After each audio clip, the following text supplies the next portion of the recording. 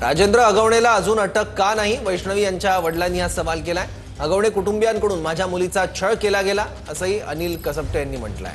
वैष्णवीचे आई वडील यांचा अगवणे कुटुंबियांवर गंभीर आरोप। वैष्णवी अगवणे या राष्ट्रवादीचे नेते राजेंद्र अगवणेंच्या सून आहेत। सासू, नवरा, नणंद अटकेत तर दीर आणि सासरे राजेंद्र अगवणेंचा शोध सुरू आहे। वैष्णवी हगवणे चे आई वडील जे आहेत ते आता आपल्या सोबत आहे। आपण वैष्णवी संदर्भात जे आहेत आता त्यांच्याकडून जाणून घेणार आहोत। काय सांगाल, कधी सुरुवात जी आहे ती त्रासाला झाली? वैष्णवीला एवढं मोठं टोकाचं पाऊल घ्यायची वेळ का आली तिच्यावर? त्यांच्या मागण्या सुरुवातीला तिने काय बोललेलं नाही, ती काय बोलली नव्हती। सुरुवातीला ती काय बोलली नाही।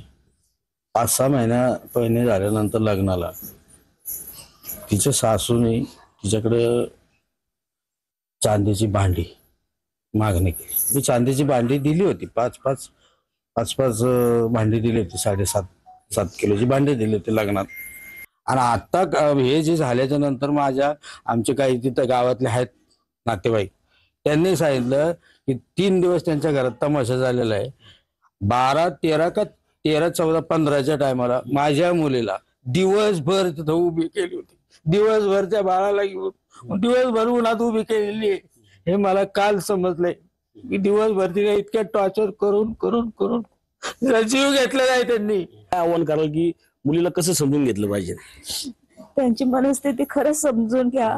नाही तिला बोलता येणार।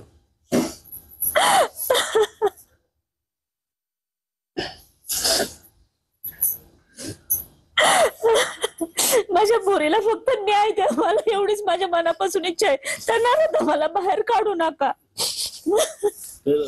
आणि मला हेही सांगायचंय की आज 16 तारखेपासून आज 21 तारीख आहे।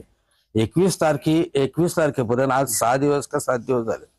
अजून 3 आत आहेत, 2 बाहेर फरारी आहेत।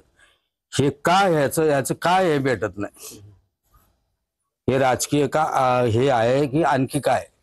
माझी मुलगी तर गेली, पण हे शासन काय करते? काय हे सापडत नाही तो? आणि हाणून मारून पायपाने मारून सुद्धा तिथं माझ्या हिशोबाने माझं त्यांचा आरोप आहे की त्यांनी गळा दाबूनच माझ्या मुलीला मारली। हा सगळा चाललेला हा सगळा बनावे।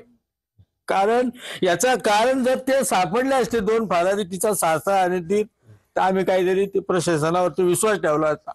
एवढं होऊन सुद्धा यांना का सापडत नाही? काय हे फरारी आहेत हे मला याच्यातून म्हणायचं। रणजित जाधव, TV9 मराठी, पिंपरी चिंचवड।